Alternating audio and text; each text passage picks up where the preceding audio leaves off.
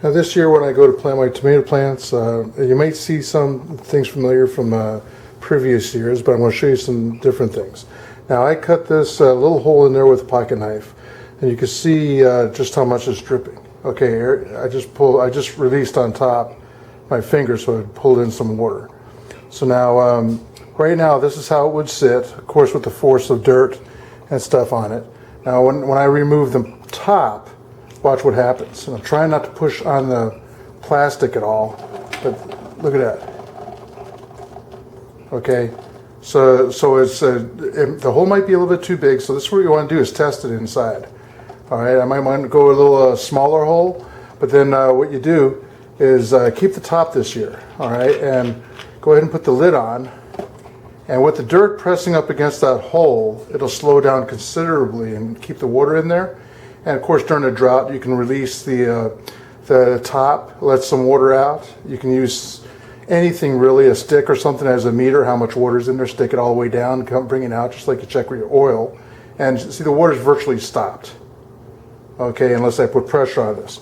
So that's something you want to do with as many bottles. You want to rinse the soda out first, and then punch a little hole at the very base, and that's the part that's going to be the closest to and the furthest down to where the roots are going to end up going when they really get. Now here's something else that we're going to do. One of the librarians in one of the schools I substitute gave me this note saying, try this out. And she says if you have tomatoes that split, it's because of the lack of calcium. And you wouldn't believe the dry milk, it says it right on there, excellent source of calcium. Over here, great for gardening, Epsom salt and powdered milk. So 2 tablespoons of powdered milk and 1 tablespoon of Epsom salt. We're going to mix that up, and I'm going to blend it into the bottom underneath each of the tomato plants. So when the roots get longer, they're going to pick that up, and hopefully when the tomatoes start coming out, they're not going to split on me, which will be really nice because I like big juicy tomatoes, and the splitting actually promotes bugs getting inside the tomatoes and all. Well, there's the first hole. Now what I did is I dug about the length of that shovel down, going around in a circle and then digging out a groove to where the bottle's going to be in. Remember from previous videos, that spout's going to be above the surface so you can fill it, put this cap on and all that. So keeping that in mind, we're going to back it toward me out of the hole when we go to fill the bottom. The bottom, what I did is I tried taking as much of the roots from the neighboring woods and all that is trying to intrude in here underneath the border. The border I have going around is not going in the ground at all, so it's all reaching underneath. Pull the roots out, use the shovel to cut the roots out, get them out of there as many as you can. I have some more to get out, but I'm going to do all the holes like this. And on the bottom of the hole, I'm having a hard time standing, and I did fall in the garage, so my right arm's hurting. I'm going to fill with the compost with the Epsom salt and milk mixture, mix it all up, flood it with water, and build up the soil enough to handle those tomato plants that I grew from seeds. So that'll be a really cool thing to see those things actually grow and how big they're going to get. So the hole is prepped. I have compost underneath soil. The bottle's where it's going to be. I have a tomato plant over there. That's one of the 4. I have 4 of them over here. I pruned all the way up as high as I'm going to go with the dirt on that. If I have to dig down this some more, that's fine. I'm going ready to put the powdered milk in, two tablespoons. So that's a tablespoon right there. So put a tablespoon in there. Tablespoon. Like that. That's the powdered milk. And the Epsom salt is right here. And if it's caked up, you got to crunch it up to where it's powder. All right, and I've used a lot of this on my feet already, so that's a tablespoon of Epsom salt. Put it in there. I'm going to flood it, and I'm going to take the shovel, and I'm going to. I'm just having a hard time walking, so forgive me. Flood it to where the Epsom salt and milk is mixed, and you don't see any powder that's in there. And I have some puddle, so that's all I want to do for that. It's going to soak down in, What I need to do is size my plant. Oh man, it's just, oh man.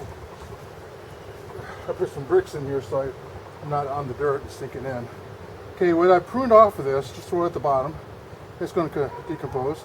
Try to keep as much of that soil, the potting soil, and just put it over, squeeze on the bottom, empty out. Boy, look at the roots. Boy, this stuff. I love Scott's 3-time multiplier thing. Okay, we're going to set that there. The soil is going to come up to here, and all this down below is going to that's spider. He did. Okay, so all this down below is going to root. I'm going to get my gloves. I probably should have had my gloves on when I did that. And what we need to do now is take some of this soil or mud or whatever you want to call it, just grab it and start putting it around and packing it in. Alright, now I didn't do my 10-10-10 that I usually put in here. Here's some more roots. Get the roots out. There. You want this guy kind of standing straight up as much as you can. The wind was blowing this guy over. And hey, we got worms. Worms are good. Keep the worms. Don't use those. The ones in your garden don't use for fishing. But keep the worms. This guy's doing good. He's in spot. So I'm gonna pack it in. We want this to be the low side of this part of the garden so the water comes in. When it does rain, we have a lot of water coming in and funneling to this. So as this plant gets big, if it breaks my record of 17 feet on a tomato plant, it's going to need a lot of water. So pack around the water bottle too. If you push this, you'll see the tomato plant move because it's pretty deep. You get some more soil over here. Now the soil left over is so much because of the bottle. The bottle's displacing a lot of the soil. So that's why we have a lot of soil left over. So don't discard it, because when we take the bottle out at the end of the year, we need to fill that in. Alright, so that's it. This guy should be able to unscrew just fine and screw back on just fine. Now what's going to go over this is paper. I'm going to be putting a newspaper down around this to stop the weeds from coming up. And as this gets bigger, we're going to put some foil paper, shiny side out, going around that to stop worms and the caterpillars and stuff crawling up. They can't crawl up the shiny side. So I'm going to do that to all 4 of them. You don't need to see me do each and every one. But actually I wanted the soil to get a little bit higher on that. Alright, so I'm going to bring some more soil in, because I want it to be up quite high. I've only lost 1 tomato plant, and that's from a store doing this. So I grew these myself from seeds, and that is on YouTube when I started it with those containers, the seeds I got from Target, which is really cool. So that's my little tomato plant. There's going to be 4 of them in like that. The bottle right now is bigger than that, but believe me, it's going to change. First 2 are down, and you can see what I'm using to hold the paper down. Let me lift this guy up and you can see it. Alright, so be creative. You can use things to hold the paper in place, and enough room for water to get down around the plant itself when it rains.